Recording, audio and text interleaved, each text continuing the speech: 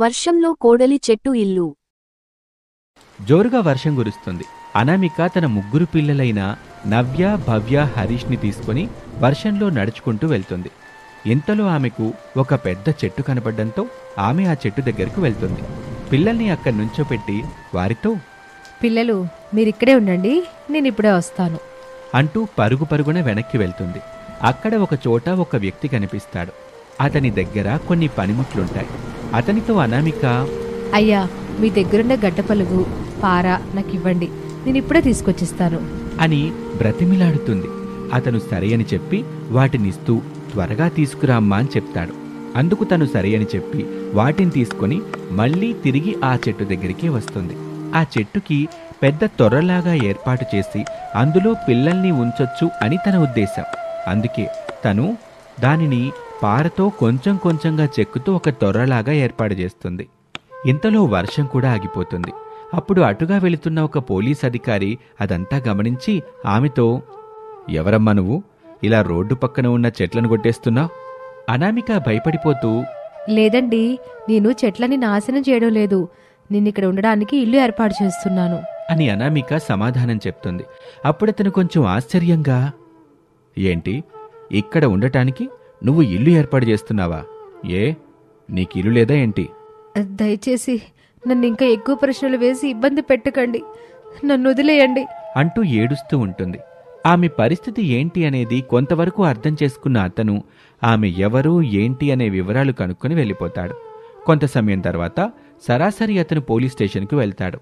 అక్కడ ఉన్న కానిస్టేబుల్తో అనామిక వివరాలు చెప్పి వాళ్ళ అత్తగారిని భర్తని తీసుకురమ్మని చెప్తాడు. అతను సరే అని చెప్పి అక్కడి నుంచి శారద వాళ్ళ ఇంటికి వెళ్తాడు. శారద అతన్ని చూసి చాలా కంగారు పడిపోతుంది. తన మనసులో ఇలా అనుకుంటుంది, అనామిక ఖచ్చితంగా పోలీస్ స్టేషన్కి వెళ్ళుంటది, అందుకే పోలీసులు వచ్చారు, ఇప్పుడు మా పని అంతా అయిపోయింది అని చాలా కంగారు పడుతూ ఉంటుంది. మిమ్మల్ని ఎస్ఐ గారు తీసుకుని రమ్మంటున్నారు. వివరాలన్నీ కూడా పోలీస్ స్టేషన్లోనే చెప్తారు. దయచేసి నన్ను ఏ వివరాలు అడక్కండి. సరే అయితే రమేష్ పదయ్యా, మీ నాన్నగారిని కూడా రమ్మను అని అనటంతో ఇక సరే అని ముగ్గురు కలిసి పోలీస్ స్టేషన్కి వెళ్తారు. అనామిక ఎవరు అని పోలీస్ అధికారి శారదని అడుగుతాడు. అనామిక మా కాళ్ళండి, ఏం జరిగింది అని శారద ప్రశ్నిస్తుంది. అప్పుడతను జరిగిన విషయం చెప్తాడు. ఆమె ఎందుకలా చేస్తుందో వివరం మీరే చెప్పాలని గట్టిగా అడుగుతాడు.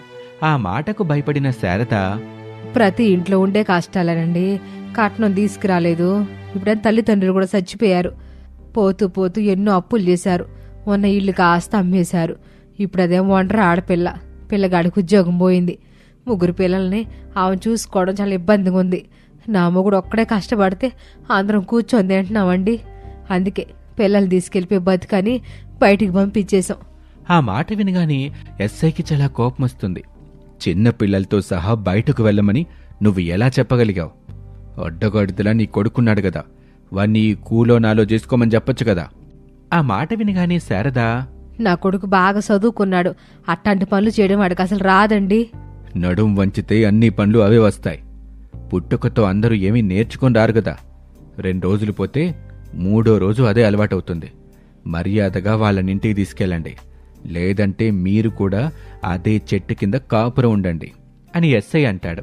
ఆ మాటలకి శారద ఏమీ మాట్లాడకుండా ఉంటుంది. ఏమయ్యా, కట్టుకున్న భార్య పిల్లల్ని వదిలిపెట్టాలని నీకెలా అనిపించింది? మీ అమ్మ మాటలు విని నువ్వు చాలా తప్పుదారి పడుతున్నావు. వాళ్ళుంటేనే నీకు గౌరవం ఉంటుంది, లేదంటే లేదు, అర్థమైందా అని ఎస్ఐ అంటాడు. అప్పుడు రమేష్ చాలా బాధగా, మా అమ్మ మాట కాదని మేమేం చేయలేం సార్, నేను నా భార్యతో పాటు వెళ్ళిపోవాలని నిర్ణయించుకున్నాను, అందుకే బట్టలు కూడా సర్దుకున్నాను.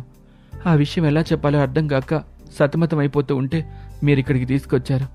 ఇప్పుడు నాకు చాలా సంతోషంగా ఉంది, మా అమ్మకు ధైర్యంగా ఈ విషయం చెప్పి వెళ్ళిపోతాను అని తల్లితో, అమ్మా, నేను నా భార్య దగ్గరికి వెళ్తున్నాను, బాగా సంపాదించిన తర్వాతే నీ దగ్గరకు వస్తాను, అప్పటిదాకా రాను అని అక్కడి నుంచి వెళ్ళిపోతాడు. ఒరే, మమ్మల్ని వదిలిపెట్టి వెళ్ళబాకరా అంటూ పిలుస్తూ ఉంటుంది. ఇన్ని రోజులకి నీ కొడుకు ఒక బాధ్యత గల భర్త అనిపించుకున్నాడు, నీ మాటలు వింటే ఆడి కాపురం జడిపోద్ది, మంచి పని జరిగిందిలే అని అంటూనే ఎస్ఐ గారితో ప్రసాద్ ఇలా అంటాడు. సార్, మమ్మల్ని మీరిక్కడి దాకా తీసుకొచ్చి చాలా మంచి పని చేశారు. నా భార్యే నా కోడల్ని చాలా ఇబ్బంది పెడుతుంది, కట్నం కోసం వేధిస్తుంది. ఆమె బాధని సగమైన తప్పించాలని నేను వెళ్ళిపోమని చెప్పానండి. నెల నెల డబ్బులు, ఆమెకి కావలసిన సరుకులు అందిద్దామని నేను అనుకున్నాను. ఆ మాట విన్న ఎస్ఐ, ఇప్పుడు మీ కొడుకు కూడా తనతో పాటే ఉన్నాడు కదా, వాళ్ళ జాగ్రత్తల్లో వాళ్ళుంటారు, మీరేం బాధపడకండి అని చెప్తాడు. అందుకు వాళ్ళు సరే అంటారు.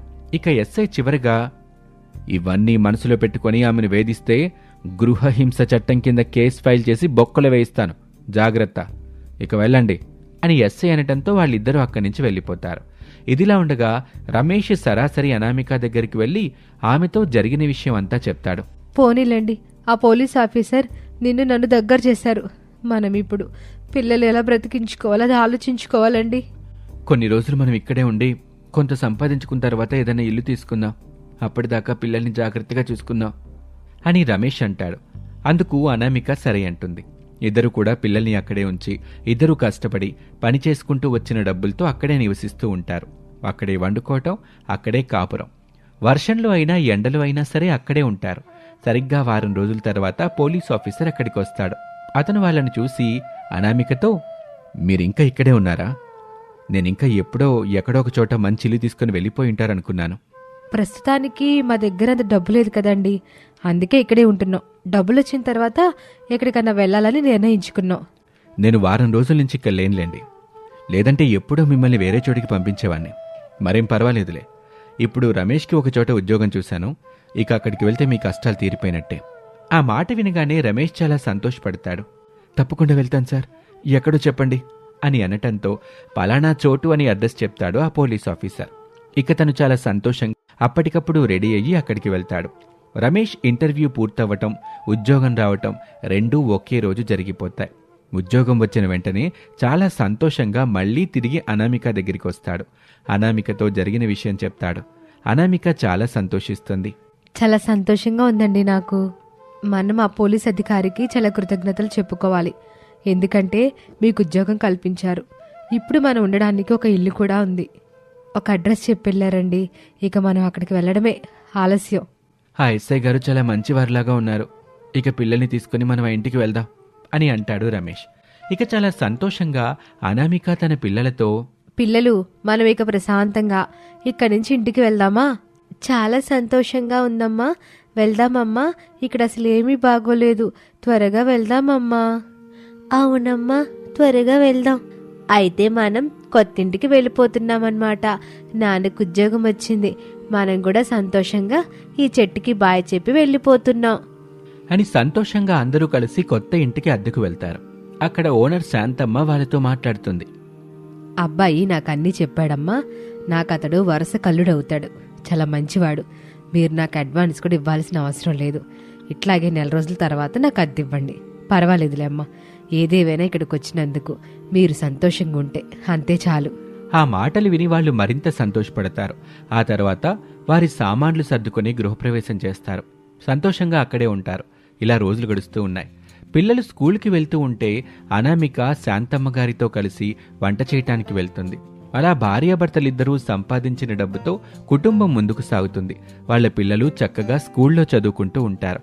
ఈ విధంగా అనామిక చెట్టు కింద కాపురం ఒక మంచి వ్యక్తికి పరిచయం చేసి మంచి జీవిత మార్గంలోకి నడిపించింది. ఇలాంటి మంచి కథల కోసం మన ఛానల్ని సబ్స్క్రైబ్ చేయండి, లైక్ చేయండి, షేర్ చేయండి, అలాగే కామెంట్ చేయండి. Thank you for watching. అత్తగారు శారద చాలా కంగారుగా రమేష్ గది తలుపులు కొడుతూ ఉంటుంది. ఒరే రమేషు, తొందరగా తలుపు తీరా. ఒరే రమేషో, తొందరగా తలుపు తీయి. లోపల ఉన్న రమేష్ చాలా కంగారుగా తలుపు తీస్తాడు. ఏమైందమ్మా, ఎందుకు అంతగా కంగారు పడుతున్నావు? ఒకసారి పెరట్లో చూడు, అసలేం జరుగుతుందో. అతను చాలా కంగారుగా మేడ మీద నుంచి పెరట్లోకి వస్తాడు. అక్కడ అనామిక, అవని ఇద్దరూ గొడవపడుతూ ఉంటారు. అమ్మా, వాళ్ళిద్దరూ ఎందుకు గొడవపడుతున్నారమ్మా? ఏమీ లేదురా, నిన్న పక్కింటి ఆవిడికి వీళ్ళు చేసిన మామిడికాయ బిర్యానీ ఇచ్చారు, దాన్ని తిని అసలు బాగలేదని చెప్పింది. నేను అదే విషయం ఈరోజు వాళ్ళతో కూర్చొని ముచ్చట్లు ఆడతా చెప్పేశా. నువ్వంటే నువ్వే బాగా చేయవంటూ ఒకళ్ళ మీద ఒకరు గొడవ పడతా ఇప్పుడు ఒకరు చుట్టూ ఒకరు పట్టుకొని కొట్టుకునేదాకా వచ్చారు. ఇప్పుడు నేనేం చేయాలో అర్థం కావట్లేదు, అందుకే నేను పిలుద్దామని వచ్చా. ఇంతలో అవని భర్త సురేష్ అక్కడికి వచ్చాడు. అనయ్య, వాళ్ళ మధ్యలోకి వెళ్ళమకు, నన్ను చిత్తు చేసి పడేశారు. వదిన కొట్టిందంటే సరే, తల్లి లాంటిది కొట్టింది అనుకోవచ్చు. నా భార్య కూడా సందులో సందు చూసి నన్ను ఉతికి పడేసింది అన్నయ్య. ఆ మాట వినగానే రమేష్, అమ్మా చూసావా తమ్ముడి పరిస్థితి ఎలా అయిపోయిందో? నేను వాళ్ళ గొడవ మధ్యలోకి రాను. నాన్నకి ఈ విషయం చెప్పు, ఇదంతా ఆయనే చూసుకుంటాడు. ఇంతలో ప్రసాద్ వారిని గమనించి మేడ మీద నుంచే అవని అనామిక మర్యాదగా గొడవాపి పైకి రండి అని గట్టిగా వాదిస్తాడు. ఆ మాటతో వాళ్ళు చాలా కంగారు పడుతూ ఇద్దరు కూడా అక్కడి నుంచి వస్తారు. ఏమ్మా గొడవేంటి? అసలేం జరిగింది? మీరిద్దరు ఎందుకిలా ప్రవర్తిస్తున్నారు? అంటే మావయ్య, నా తప్పేం లేదు. నిన్న మామిడికాయ బిర్యానీ చేశాను కదా, ఇద్దరం వేరువేరుగా చేశాం. మీరు తిన్నారు కదా, మా ఇద్దరిలో ఎవరి వంట బాగుందో మీరే చెప్పండి. ప్రసాద్ ఒక్క నిమిషం కూడా ఆలోచించకుండా నవ్వుతూ, అసలు మీరిద్దరూ బాగా చేశారని చెప్పిన వాళ్ళెవరమ్మా? మీకసలు వంట చేయడమే రాదు. ఇక తప్పనిసరే మేమందరం తింటున్నాం. ఇక మీదట మీరు వంటల గురించి గొడవపడాల్సిన అవసరం అస్సలు లేదు. ఇది ఇల్లు, ఇక్కడ జాగ్రత్తగా ఉండండి. వెళ్ళండి, ఎవరి పనులు చేసుకోండి అని గట్టిగా మందలించటంతో వాళ్ళిద్దరూ కూడా కోపంగా అక్కడి నుంచి వంటగదిలోకి వెళ్తారు. అదంతా చూసిన తర్వాత, చూసావమ్మా ఎంతైనా నాన్న సింహం లాంటివాడు, అదేంటో నీ దగ్గర మాత్రం పిల్లిలాగా అయిపోతున్నాడు. మరి అమ్మంటే ఏమనుకుంటున్నావు అన్నయ్య? ఆడపులి. ఆ మాటలకి శారద, ఒరే చాలా ఆపరా, నాకు సిగ్గేస్తుంది. ఓ పెద్ద గండం అయితే గట్టెక్కింది. మీరు కూడా మీ పనులు చేసుకొని త్వరగా ఆఫీసులకి వెళ్ళండి. అందుకు వాళ్ళు సరే అని చెప్పి అక్కడి నుంచి ఎవరి గదిలోకి వాళ్ళు వెళ్ళిపోతారు. ప్రసాదు బయటకు వెళ్ళిపోతాడు. ఇదిలా ఉండగా వంటగదిలో ఉన్న అవని అనామిక ఒకరితో ఒకరు ఈ విధంగా మాట్లాడుకుంటూ ఉంటారు. చూసావక్క, మావి ఎంత పెద్ద మాట అనేశాడో. మనం చేసే వంటలు గతి లేక తింటున్నారంట. ఆయన ఉద్దేశం ఏంటో మనకు కూడా బాగా అర్థమైందిలే. నాకు కూడా బాగా అర్థమైంది. అసలు మనం చేసే వంట బాగోదని ఇంట్లో ఎవరూ చెప్పలేదు. ఆయన భలే చెప్పేశారు. ఆయన కావాలని ఇది చెప్పడని నాకు బాగా అర్థమైంది. మనం ఇలా వదిలేయకూడదు, ఏదో ఒకటి ఆలోచించాలి అని వాళ్ళిద్దరూ గుసగుసలాడుకుంటూ ఉంటారు. చాలా సమయం తర్వాత భర్తలు క్యారేజ్ తీసుకుని అక్కడి నుంచి వెళ్ళిపోతారు. సాయంత్రం అవుతుంది. సాయంత్రం ఇంటికొస్తూనే సురేష్ చాలా కోపంగా తన భార్య అవనితో, అవని ఈరోజు ఎందుకు మామిడికాయ బిర్యానీ చేశావు? నిన్న కూడా అదే తిన్నాం కదా. అయితే ఏమైంది? ఇవాళ తింటారు, రేపు తింటారు, ఎల్లుండి కూడా తింటారు. మీకు ఇష్టం లేకపోతే పస్తులుండండి, లేదా హోటల్లో తినండి అని చాలా కోపంగా అక్కడి నుంచి వెళ్ళిపోతుంది. ఏమైంది దీనికి? కొంచెం మతిపోయినట్టుంది అని అలా అంటాడు. ఇక ఇదంతా ఇలా ఉంటే రమేష్ కూడా కాసేపటికి ఇంటికొస్తాడు. రమేష్ తన భార్య అనామికతో, అనామిక ఏంటి మధ్యాహ్నం భోజనానికి మామిడికాయ బిర్యానీ చేసావు? నిన్నే తిన్నాం కదా. సరే అయితే తిన్నారు కదా అని మాట్లాడి అక్కడి నుంచి వెళ్ళిపోతుంది. అతను మాట్లాడుతూనే ఉంటాడు. ఆయన చెప్పిన ప్రతి మాటను వింటుంది కానీ ఏమీ మాట్లాడదు అనామిక. అప్పుడు రమేష్ కోపంగా, ఏంటి నువ్వు? నేను ఇంత మాట్లాడుతున్నా, నువ్వేం మాట్లాడట్లేదు. సర్లే ఉంటాను, నువ్వు నా కోసం భోజనం అయితే వండద్దు, నేనే వండుకొని తింటాను. మరీ మంచిది. మీతో పాటు నాకు కూడా వండి పెట్టండి. పాపం మీరేదో కష్టపడి పనిచేస్తున్నారు కదా. ఉదయాన్నే నిద్ర లేచి వంట చేస్తానంటే నేనెందుకు వద్దంటాను చెప్పండి. నేను కూడా ఇంటి పని చేసి అలసిపోతున్నాను. నాకు కూడా కొంచెం విశ్రాంతి దొరికినట్టు అవుతుంది. ఆ మాటలకు అతనేమీ మాట్లాడకుండా ఉంటాడు. అనామిక కూడా ఏమీ మాట్లాడకుండా ఉంటుంది. చాలా సమయం తర్వాత అందరూ భోజనానికి వస్తారు. అందరికీ అవని అనామిక మామిడికాయ బిర్యానీనే వడ్డిస్తారు. మామగారు ప్రసాద్ అది చూసి, యమ్మా మామిడికాయ బిర్యానీనా? నిన్నే చేశారుగా, మళ్ళీ చేశారెందుకు అని అడిగితే అవని అనామిక ఇద్దరూ కోపంగా అక్కడి నుంచి వెళ్ళిపోతారు. అయినా ఇప్పుడు నేనేమన్నానని వాళ్ళిద్దరంత కోపంగా వెళ్ళిపోతున్నారు? ఏం మాట్లాడకుండా వెళ్ళినందుకు సంతోషపడండి, మాట్లాడకుండా భోజనం చేయండి అని అంటుంది శారద. ఇక వాళ్ళందరూ చచ్చినట్టు భోజనం చేసి ఎవరి దారిన వాళ్ళు వెళ్ళిపోతారు. ఆ రోజు అలా గడిచిపోతుంది. ఆ మరుసటి రోజు కూడా వాళ్ళిద్దరూ క్యారేజ్లోకి మళ్లీ మామిడికాయ బిర్యానీనే చేసి పంపిస్తారు. సాయంత్రం వాళ్ళ భర్తలు అడిగితే ఏ సమాధానం చెప్పరు. మామగారు అడిగినా కూడా చెప్పలేదు.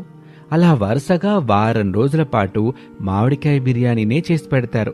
దాన్ని ఎవరూ తినలేక బయట నుండి ఆర్డర్ పెట్టుకుని తింటం మొదలు పెడతారు.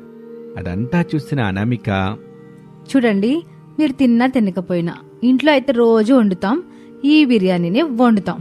అవును, ఖచ్చితంగా ఈ బిర్యానీనే వండుతాం.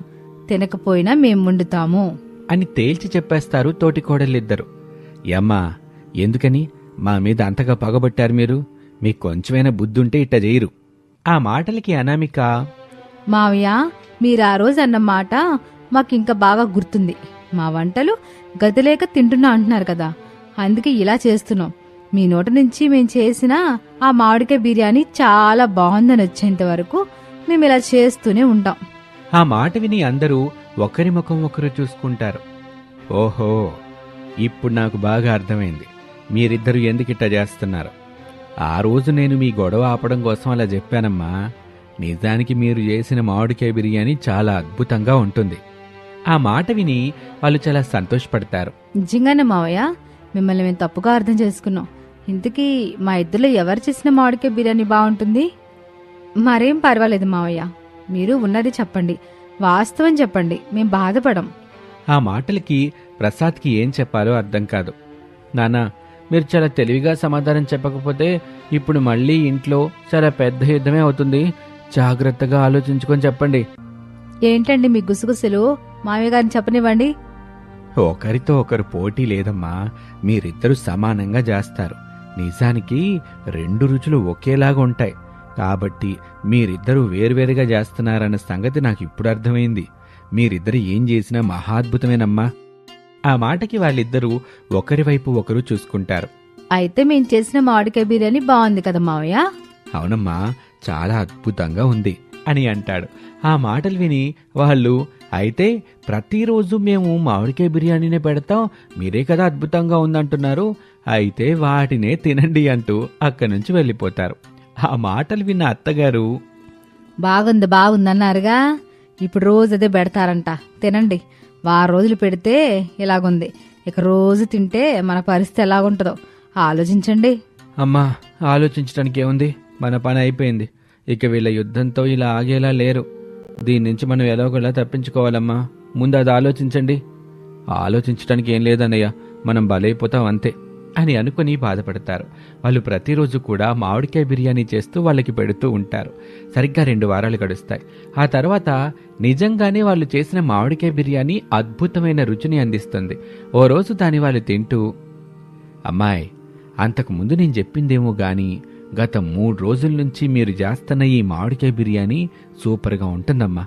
ఇది మాత్రం చచ్చిపోయిన మా అమ్మ మీద ఒట్టేసి చెప్తున్నాను, మహాద్భుతంగా ఉంది. నిజంగానే చాలా బాగా చేశారమ్మా, మాకు రోజు ఇదే తినాలని ఉంది, రోజు ఇదే పెట్టండి. రమేష్, సురేష్ కూడా మాకు రోజు ఇదే కావాలి అని అడుగుతారు. ఆ మాటకి వాళ్ళిద్దరూ సంతోషపడుతూ, అమ్మయ్య, మనస్ఫూర్తిగా ఈ మాట మీరెప్పుడు చెప్తారా అని మేము ఎదురు చూసాం. ఇప్పుడు చెప్పారు కదా, చాలా సంతోషం. ఇక మీదట మీకు ఈ శ్రమ ఉండదు. ఎప్పుడో నెలకొకసారి మాత్రమే దీన్ని చేస్తాం. అవును, నెలకి కేవలం ఒకసారి మాత్రమే దీన్ని చేస్తాం, అది కూడా ఇంతే అద్భుతంగా చేస్తాం అని తోటికోడలిద్దరూ అనటంతో వాళ్ళందరూ కూడా చాలా సంతోషపడతారు. వాళ్ళు చెప్పినట్టుగానే కేవలం నెలకి ఒక్కసారి మాత్రమే వాళ్ళిద్దరూ కలిసి మామిడికాయ బిర్యానీ చేస్తూ మంచి రుచిని అందిస్తూ వాళ్ళింట్లో వాళ్ళ చేత శభాష్ అనిపించుకుంటూ ఉంటారు. తోటికోడలిద్దరూ సంబరపడుతూ సంతోషంగా కాపురం చేసుకుంటూ ఉంటారు. ఇది ఇవాల్టి కథ. మరొక ఆసక్తికర కథలో మళ్ళీ కలుద్దాం. అంతవరకు సెలవు, నమస్తే.